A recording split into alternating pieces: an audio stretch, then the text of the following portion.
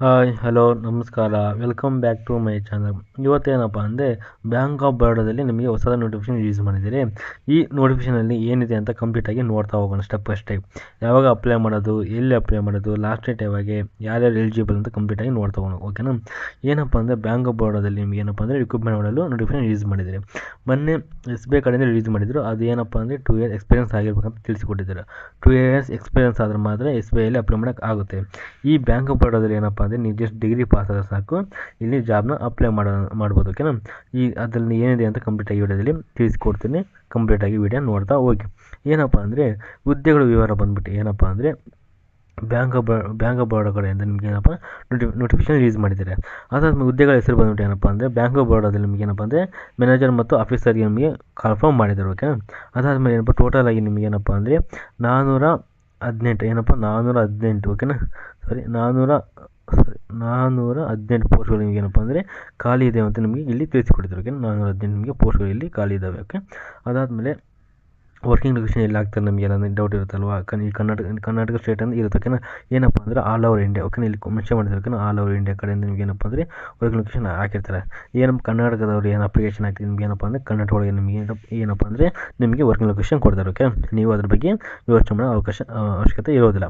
ಅದಾದಮೇಲೆ ಏನಪ್ಪ ಅಂದರೆ ನೆಕ್ಸ್ಟು ಬಂದುಬಿಟ್ಟು ಶೈಕ್ಷಣಿಕ ಅರ್ಹತೆ ನಿಮಗೆ ಏನಪ್ಪ ಗ್ರ್ಯಾಜುಯೇಷನ್ ಆಗಿರಬೇಕು, ಏನಪ್ಪ ಅಂದರೆ ಇದು ಏನು ನಿಮಗೆ ಎಜುಕೇಷನ್ ಕಂಪ್ಲೀಟ್ ಆಗಿರಬೇಕು ನೋಡೋದು. ಅದು ನಿಮಗೆ ಏನಪ್ಪ ಅಂದರೆ ಯಾವುದೇ ಒಂದು ಯೂನಿವರ್ಸಿಟಿ ಕಡೆಯಿಂದ ಏನಪ್ಪ ಅಂದರೆ BTech ಆಗಿರ್ಬೋದು, ME MTech ಮತ್ತು MCA ಏನಪ್ಪ ಅಂದರೆ ಡಿಗ್ರಿ ಕಂಪ್ಲೀಟ್ ಮಾಡೋಕ್ಕೋಗ ಯಾವುದೋ ಒಂದು ಯೂನಿವರ್ಸಿಟಿ ಕಡೆಯಿಂದ ಏನಪ್ಪ ಅಂದರೆ ನಿಮಗೆ ಡಿಗ್ರಿ ಕಂಪ್ಲೀಟ್ ಆದರೆ ಮಾತ್ರ ಈ ಜಾಬ್ಗೆ ಅಪ್ಲೈ ಮಾಡೋಕ್ಕಾಗುತ್ತೆ, ಓಕೆನಾ.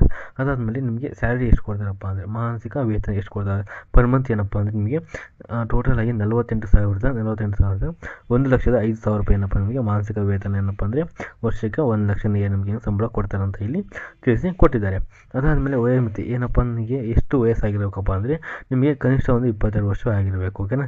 ಗರಿಷ್ಠ ಅಂದರೆ 32 ವರ್ಷ ನಿಮಗೆ ಏನಪ್ಪ ಅಂದರೆ ವಯಸ್ಸಾದ್ರೆ ಮಾತ್ರ ನಿಮಗೆ ಏನಪ್ಪ ಅಂದರೆ ಇಲ್ಲಿ ಅಪ್ಲಿಕೇಶನ್ ಹಾಕಿ ನೀವು ಎಲಿಜಿಬಲ್ ಇರ್ತೀರ. ಅದಾದಮೇಲೆ ಇದಿಷ್ಟು ಏನಪ್ಪ ಅಂದರೆ ಎಲಿಜಿಬಿಲಿಟಿ ಆಯಿತು ಮತ್ತು ಎಜುಕೇಷನ್ ಕ್ವಾಲಿಫಿಕೇಷನ್ ಆಯಿತು.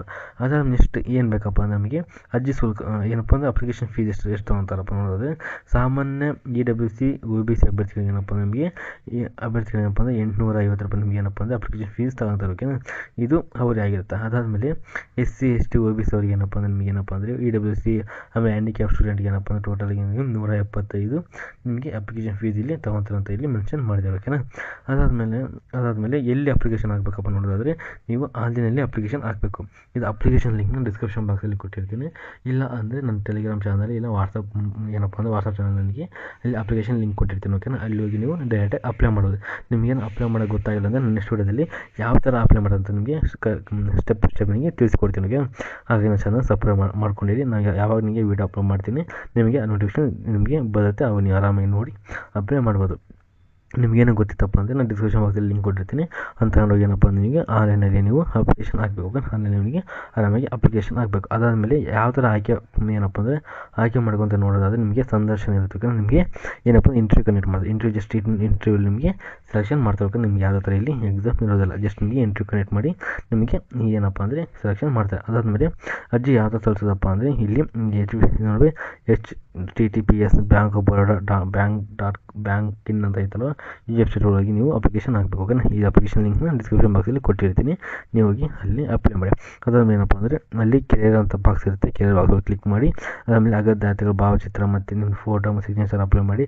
ಆಮೇಲೆ ಅವ್ರು ಕೇಳೋ ಡಾಕ್ಯುಮೆಂಟ್ ಎಲ್ಲ ಅಪ್ಲೋಡ್ ಮಾಡಿದ ಮೇಲೆ ಏನಪ್ಪ ಅಂದರೆ OBC ಕೆಟಗರಿಗೆ ಏನಪ್ಪ ಅಂದರೆ ಅವ್ರಿಗೆ 850 ಮತ್ತು SC/ST ಕೆಟಗರಿಗೆ 770 ಅಪ್ಲಿಕೇಶನ್ ಫೀಸ್ ಇರುತ್ತೆ, ಅದನ್ನು ಫಿಲ್ ಮಾಡಿ, ಓಕೆ.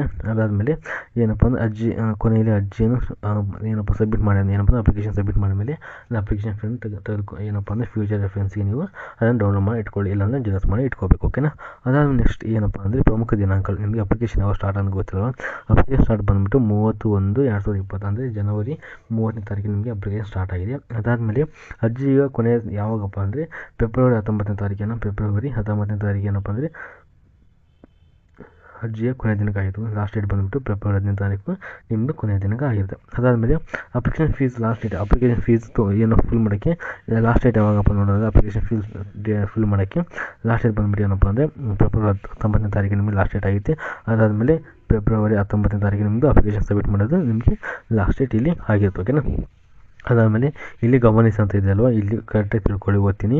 ಏನಪ್ಪ ಅಂದರೆ ಅಭ್ಯರ್ಥಿಗಳು ಆನ್ಲೈನ್ ಪರೀಕ್ಷೆ ಅಥವಾ ನೇರ ಸಂದರ್ಶನ ಮೂಲಕ ಆಯ್ಕೆ ಮಾಡಲಾಗುತ್ತದೆ. ಆದ್ದರಿಂದ ಈಗಲೇ ತಮ್ಮ ತಯಾರಿ ಏನಪ್ಪ ಅಂದರೆ ನಿಮ್ಮದು ಸೆಲೆಕ್ಷನ್ ಯಾವ ಥರ ಆಗುತ್ತಪ್ಪ ಅಂದರೆ ಆಲ್ಮೋಸ್ಟ್ ನಮ್ಮದು ಇಂಟರ್ವ್ಯೂ ಕಂಡಕ್ಟ್ ಮಾಡ್ತಾರೆ. ಇಲ್ಲ ಅಂದರೆ ಇಂಟರ್ವ್ಯೂ ಕಂಡಕ್ಟ್ ಮಾಡಿಲ್ಲಪ್ಪ ಅಂದರೆ ನಿಮ್ಗೆ ಏನಪ್ಪ ಅಂದರೆ ಆನ್ಲೈನಲ್ಲಿ ನಿಮಗೆ ಎಕ್ಸಾಮ್ ಕಂಡಕ್ಟ್ ಮಾಡಿ ಸೆಲೆಕ್ಷನ್ ಮಾಡ್ತಾರೆ.